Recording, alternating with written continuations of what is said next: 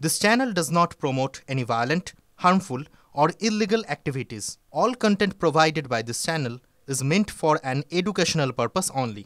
Top quality और consistent performance के लिए सिर्फ सिल्वर पंप नाम याद रखना। বিদ্রোহ জারি দিলীপ ঘোষের। ফের তৃণমূল থেকে বিজেপিতে আসা যায় নেতারা তাদেরকে আক্রমণ করলেন তিনি। ২১-এর পরে বিজেপিতে আসা নেতারা জ্ঞান দেবেন না, হুঁশিয়ারি দিলেন দিলীপ ঘোষ। আমি যখন মমতা ব্যানার্জির চোখে চোখ রেখে লড়াই করি 15 সাল থেকে, তখন এই নেতারা মমতা ব্যানার্জির কোলে খেলাধুলা করতেন, তার বাড়িতে গিয়ে এঁটো কাটা খেতেন, নাস্তা করতেন, বাড়ির সামনে লাইন দিয়ে বসে থাকতেন।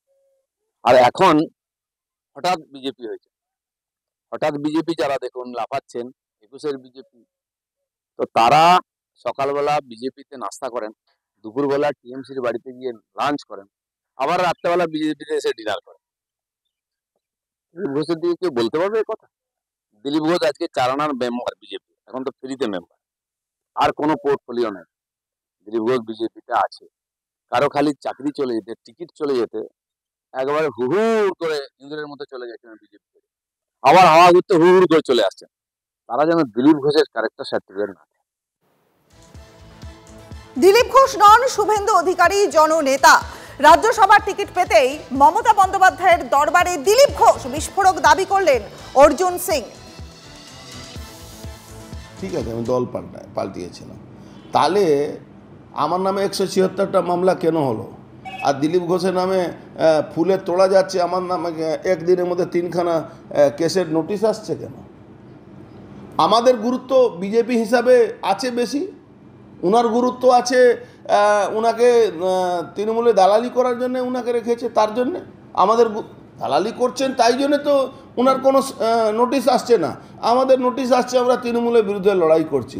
তা আমরা বিজেপি না উনি বিজেপি, এটা তো প্রমাণ মানুষ দেখছে।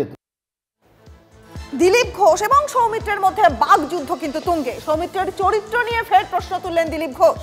বিজেপি সৌমিত্রদের পুষে রেখেছে, দলের বিষ্ণুপুরের সাংসদকে বেলাগাম আক্রমণ করলেন দিলীপ ঘোষ। ওকে অনেক লোক বলাচ্ছে, কারণ তার নিজের কোনো বুদ্ধি নাই, তো তার বউ বলেছে। আমি তার জীবন চরিত্র দেখুন, সে কটা পার্টি করেছে, গোটা রাত আপনার সঙ্গে বিছানায় কাটিয়ে সকালে গঙ্গা স্নান করে বলছে আমি সতী। এরকম অনেক নেতা আমাদের বাড়িতে আছে, তাদেরকে আমরা পুষে রেখেছি। কাল যদি বন্ধ করে দিই না, সব ওইদিকে লাইন লাগাবে। তারা আমাদের বাড়িতে পোষ্য আছেন, বিজেপি পুষেছে অনেক নেতাকে, যারা পেপারে বলছেন, যারা নেতাগিরি করছেন, কাল বন্ধ হয়ে যাবে। সেই জন্য দিলীপ ঘোষকে জ্ঞান দিতে আসবেন না। আপনাদের কাল চরিত্র, রোজ যে পার্টি পাল্টায়, রোজ যে বিছানা পাল্টায়, সেসব লোক অন্তত জয়পুর বিজেপি নিয়ে কথা যেন না বলে, দিলীপ ঘোষ যেন বলতে না পারে। দিলীপ ঘোষ খালি হাতে বিজেপিতে এসছে, রাজনীতি এসছে, খালি হাতে যাবে, কোনো বোঝা নিয়ে আসেনি, কোনো বোঝা নিয়ে যাবে না, কিন্তু মাথা উঁচু করে রাজনীতি করবে যতদিন বিজেপি। ছেড়ে দাও, সৌমিত্র খান কে? ভিক্ষা করে খাওয়া পার্টি, এঁটো খেয়ে জীবনযাপন করেছে, সে এবার নেতা, তার কথায় গুরুত্ব দেয়। পরশু দিন সে শুভেন্দু অধিকারীকে গালাগালি দিচ্ছে, তারপরের দিন সুকান্ত মজুমদারকে গালাগালি দিচ্ছে। বাপকে জিজ্ঞেস করুন তার। দীঘায় জগন্নাথ দর্শনের পরেই কিন্তু দিলীপ ঘোষের সঙ্গে বাকযুদ্ধ তুঙ্গে উঠেছে বিজেপি নেতাদের। এবার সৌমিত্র এবং দিলীপের মধ্যে বাকযুদ্ধ তুঙ্গে। সৌমিত্রের চরিত্র নিয়ে ফের প্রশ্ন তুললেন দিলীপ ঘোষ। সৌমিত্র খা এই মুহূর্তে রয়েছেন আমাদের সঙ্গে। সৌমিত্র বাবু, দিলীপ ঘোষ তো একেবারে আপনার চরিত্রের দিকে আঙুল তুলছেন, কি বলবেন আপনি? আমার কিছু বলার নেই, মতিদ্রম হয়েছে, ওটা একটা ব্ল্যাক রোজ চ্যাপ্টার। আর 2 নম্বর হচ্ছে ওনার সঙ্গে যে দীঘাতে যে জগন্নাথ মন্দিরে, দীঘাতে যে মন্দিরে জিয়ারুল বলে ছেলে লোকটাকে নিয়ে গিয়েছিল, সে এখন তার টাইমে পড়েছে। কারণ একজন গরু ব্যবসায়ী, বাড়ি বিশ্বাসের লোক, তার টাইমে পড়েছে। সেই যা যা বলবে দলটাকে ক্ষতি করার জন্য উনি চেষ্টা করবেন। আমার আর ওনার নিয়ে কিছু বলার নেই, কারণ উনি নিজেই দেখুন উনি কোথায় কি করতেন, আর কিছু বলবো না। আচ্ছা, দিলীপ বাবু তো বলছেন যে বিজেপি আপনাদের মতো মানুষদের, মানে সৌমিত্রদের পুষে রেখেছে, এরকম কথা বলা হচ্ছে। আপনারা কি বিজেপির পোষ্য? উনি এখন মতিভ্রম হয়েছে, মতিভ্রম লোকের। আর দিলীপ ঘোষ এখন বাংলার রাজনীতির ক্লোজ চ্যাপ্টার, তাই তার নিয়ে আর বেশি কিছু কথা বলতে চাই না। কারণ আপনার 22টা সিএম এর মধ্যে 9টা সিএম অন্য দল থেকে আসা লোকরাই। তাই দিলীপ বাবু এখন ক্লোজ চ্যাপ্টার। দিলীপ বাবু নিজেকে বাজারে ভাসিয়ে রাখার জন্য চেষ্টা করছেন। উনি এখন তৃণমূলের সঙ্গে যে গোটা হয়ে গেছে, তা উনি ভালো বুঝতে পারছেন এবং গোটা পশ্চিমবাংলার মানুষ বুঝতে পারছেন ওনার মতিভ্রম হয়েছে, কিছু আর করার নেই। বেশ, অনেক ধন্যবাদ আপনাকে। বিজেপি নেতা সৌমিত্র খাঁর সঙ্গে কথা বললাম। দিলীপ ঘোষ এবং সৌমিত্র খাঁর মধ্যে বাকযুদ্ধ কিন্তু একেবারে তুঙ্গে।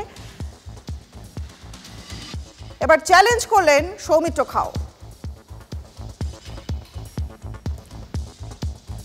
দিলীপ ঘোষকে বাঁকুড়ায় ঢুকতে দেব না, সরাসরি চ্যালেঞ্জ করলেন সৌমিত্র খাঁ। দিলীপের হাত ধরে বিজেপিতে আসিনি, মোদি শাহর হাত ধরে বিজেপিতে এসেছি, অন্য দল থেকে এসে বেশ করেছি, মন্তব্য করেছেন বিষ্ণুপুরের বিজেপি সাংসদ।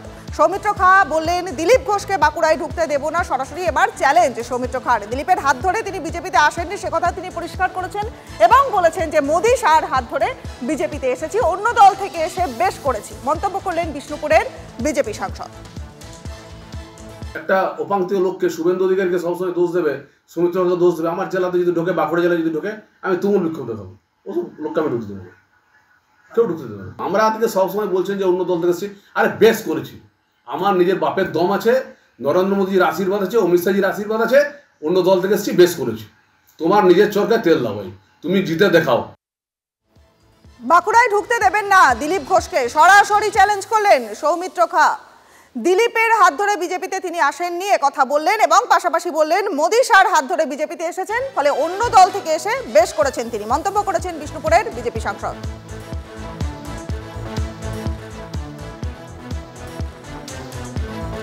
এই এত ঘটনার মধ্যে দিয়ে, অর্থাৎ রাজনৈতিক যে তরজাগুলো চলছে তার মধ্যে দিয়ে দিলীপ ঘোষের বিড়ম্বনা কিন্তু একটুও কমছে না।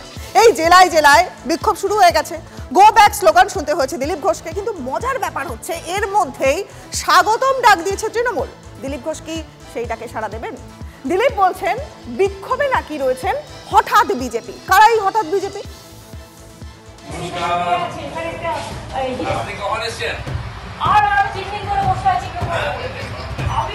কয়েকটা মুহূর্ত, একটা ছবি, তাতেই বিক্ষোভের পাহাড়ে বঙ্গ বিজেপি। বিকেলে মন্দিরে যান সস্ত্রীক দিলীপ ঘোষ। মুখ্যমন্ত্রীর সঙ্গে বেশ কিছুক্ষণ কথা হয়। যার বিরুদ্ধে লড়াই তার সঙ্গে সৌজন্য কিসের, সেই প্রশ্ন তুলে দিলীপের দিকে মিসাইল ছুটতে শুরু করেন শঙ্কর ঘোষ, সৌমিত্র খাঁ, কৌস্তব বাগচি, তথাগত রায়রা। বিক্ষোভও শুরু হয় রাস্তায়। মেদিনীপুরে জেলা বিজেপির পার্টি অফিসে ক্ষোভে ফেটে পড়েন দলের নেতাকর্মীরা।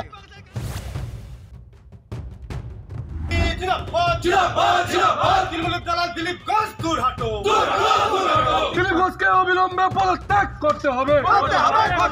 দিলীপ ঘোষের কালো হাত ভেঙে দাও, ঘুরিয়ে দাও।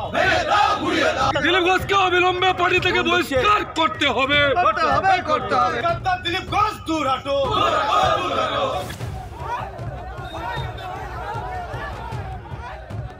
বুধবার রাতে বিক্ষোভ, বৃহস্পতিবার দলের মধ্যেই খণ্ডযুদ্ধ। মেদিনীপুর পার্টি অফিসে দিলীপপন্থীদের বেধড়ক মারধর বিক্ষুব্ধ কর্মীদের। পালাতে বাধ্য হন বিজেপির জেলা সভাপতি।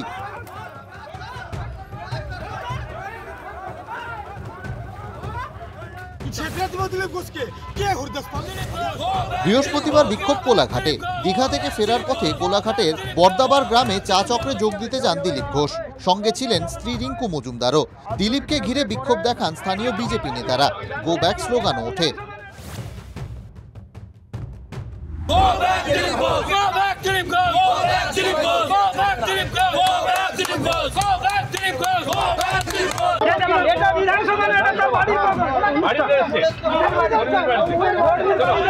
কিন্তু আপনারা সেখানে গিয়ে তাহলে মন্দির হয়ে গেল। মেছেদাতে দিলীপ ঘোষ আসবে, 3 দিনে 60,000 টাকা তুলে দিয়েছিলাম। এই সৌজন্যটা না করলেই ভালো হতো এবং দিলীপ ঘোষ ত্যাগী থেকে ভোগে পরিণত হয়েছে সেটা জ্বলন্ত প্রমাণ দেখতে পেলাম। আমরা দিলীপ ঘোষকে আমাদের লিডার মানি না। কত অনুগামী আমি দেখছি, দাঁড়াও, কাল থেকে বিজেপি আমাকে শেখাচ্ছে। ক্ষুব্ধ দিলীপ পরে বলেন, কিছু লোক আছে যারা বললাম না পার্টিকে কবজা করতে এসে নতুন নতুন বিজেপি হয়েছে, তারা একটু ঝামেলা করার চেষ্টা করছে। এটা হবে না। হঠাৎ বিজেপি যারা, তারা হঠাৎ এসছে হঠাৎ যাবে, বিজেপির কিছু যায় আসে না। উল্টো ছবি দীঘায়। সস্ত্রীক দিলীপ যখন সমুদ্র পাড়ে মর্নিং ওয়াক করছেন, তখন তৃণমূল কর্মীরা স্লোগান দেন দিলীপের সমর্থনে। তৃণমূল কংগ্রেসে দিলীপ ঘোষকে স্বাগতম, স্বাগতম, স্বাগতম। দিলীপ ঘোষ স্বাগতম, স্বাগতম, স্বাগতম। দিলীপ ঘোষকে স্বাগতম, স্বাগতম, স্বাগতম। মমতা ব্যানার্জি জিন্দাবাদ, জিন্দাবাদ, জিন্দাবাদ। বিজেপিতে গো ব্যাক, তৃণমূলে স্বাগতম। মুখ্যমন্ত্রীর সঙ্গে সাক্ষাতের পর এটাই প্রাপ্তি দিলীপ ঘোষের। শুভজিৎ ও কনিষ্কর রিপোর্ট, TV9 বাংলা। প্রায় গৃহযুদ্ধের পরিস্থিতি তৈরি হয়েছে গেরুয়া শিবিরের অন্দরে। দীঘাতে জগন্নাথ মন্দিরের উদ্বোধনে হাজির হয়ে বিতর্ক বাড়িয়েছেন দিলীপ ঘোষ। আর শুধুমাত্র তাই কিন্তু নয়, মুখ্যমন্ত্রীর সঙ্গে সস্ত্রীক দিলীপের সেই যে সহাস্য আলাপচারিতার ছবি, সেই ছবি অস্বস্তিতে ফেলে দিয়েছে বঙ্গ বিজেপিকে। এবার বেকায়দায় পড়ে দিলীপের একটা হাতিয়ারও তৈরি আছে। সেই হাতিয়ার হলো অটল বিহারী বাজপেয়ী এবং নরেন্দ্র মোদী, একজন প্রাক্তন প্রধানমন্ত্রী আর অন্যজন বর্তমান প্রধানমন্ত্রী। জয় জগন্নাথ। জগন্নাথ স্বামী নয়ন পথগামী ত্রাহি মা। ভগবান যাকে যোগ্য মনে করেন তার হাত দিয়ে করিয়ে নেন। তিনি মুখ্যমন্ত্রী হাত দিয়ে একটা ভালো কাজ করে নিয়েছেন। সরকারের প্রতিনিধি হিসেবে অরূপদা আছে, সে আমাকে স্বাগত করেছে। আমার পুরনো বন্ধু, তার লড়াইটা বাইরে করে নেবো তার সঙ্গে। এখানে পার্টি নাই, যারা বুঝতে পারবে না ভগবান তাকে সুবুদ্ধি দিক। মুখ্যমন্ত্রীর সঙ্গে সাক্ষাৎ করেছেন, শত্রু শিবিরের মন্ত্রীকে পুরনো বন্ধু বলেছেন, নিঃসন্দেহে সৌজন্য।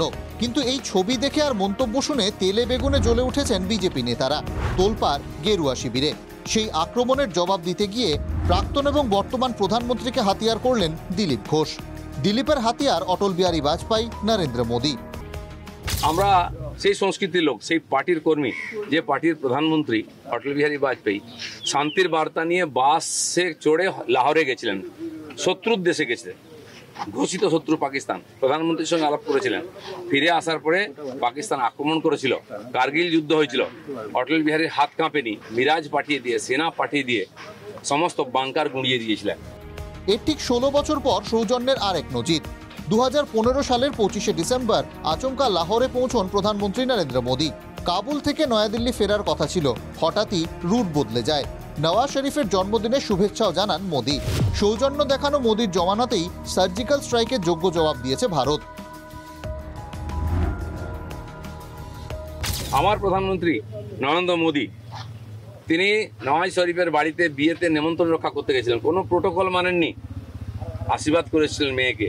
কিন্তু তারপরে পাঠানকোট হয়েছিল, পুলওয়ামা হয়েছিল, কিন্তু নরেন্দ্র মোদী সার্জিক্যাল স্ট্রাইক করতে, এয়ার স্ট্রাইক করতে পিছিয়ে যাননি, কারণ এটাই বিজেপি, এটাই ভারতীয় সংস্কৃতি। সৌজন্যের আর একটা উদাহরণ টেনেছেন দিলীপ ঘোষ। 25 বছর আগের ঘটনা। কালীঘাটে মমতা বন্দ্যোপাধ্যায়ের বাড়িতে গিয়েছিলেন তৎকালীন প্রধানমন্ত্রী অটল বিহারী বাজপেয়ী। মমতা বন্দ্যোপাধ্যায়ের মা গায়ত্রী দেবীর পা ছুঁয়ে প্রণামও করেন। আমরা সেই পার্টির সংস্কৃতি মানি, যে পার্টির প্রধানমন্ত্রী অটল বিহারী বাজপেয়ী কালীঘাটে গিয়ে মমতা ব্যানার্জির মায়ের পায়ে হাত দিয়ে প্রণাম করেছিলেন। আমরা সেই সংস্কৃতির লোক।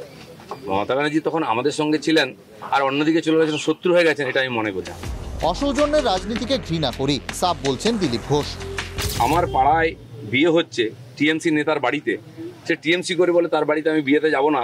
এই ধরনের জঘন্য নিম্ন রুচির রাজনীতি দিলীপ ঘোষ করে না, করবেও না, এটা আমি ঘৃণা করি।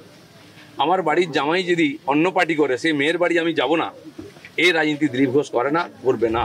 বঙ্গ বিজেপির সভাপতি সুকান্ত মজুমদার বুধবারই বলেছিলেন, ব্যক্তিগত ব্যাপার, তিনি যাবেন কি যাবেন না, ওনাকে ব্যক্তিগতভাবে আমন্ত্রণ করা হয়েছে, পার্টি এন্ডোর্স করে না এটাকে। যেভাবে হিন্দুদের বাড়িঘর জ্বালিয়ে দেওয়া হয়েছে, তারপরে ওখানে যাওয়া মানে আমার মনে হয় ওটাকে ইগনোর করা। সেজন্য আমরা পার্টি থেকে সিদ্ধান্ত নিয়েছি, আমরা যাব না, উদ্বোধনী অনুষ্ঠানে যাব না। তাহলে দলের অবস্থান অগ্রাহ্য করলেন কেন দিলীপ ঘোষ? পার্টি থেকে অফিসিয়ালি কেউ মানাও করেনি, স্বাগত করেন। পার্টি শুনেছেন আপনারা, বলেছে যে মন্দির বয়কট করছি, নাকি করতে পারে। ওনার সঙ্গে কোনো গোপন ক্লোজ ডোর মিটিং করিনি, আমার লোকেরাও সঙ্গে ছিল, ওনার অফিসাররাও সঙ্গে ছিলেন। আর এই সৌজন্য সাক্ষাৎ করা হয়, বহু লোক ক্লোজ ডোর মিটিং করে, চিরকুট পাঠায়, গোপনে ফোন করে, দিলীপ ঘোষকে এইসব করতে হয়। বিজেপির প্রাক্তন রাজ্য সভাপতি যাই যুক্তি দিন, দলের যে বিড়ম্বনা বাড়ল সে কথা কি অস্বীকার করতে পারবেন? শুভজিৎ ও কনিষ্কর রিপোর্ট, TV9 বাংলা।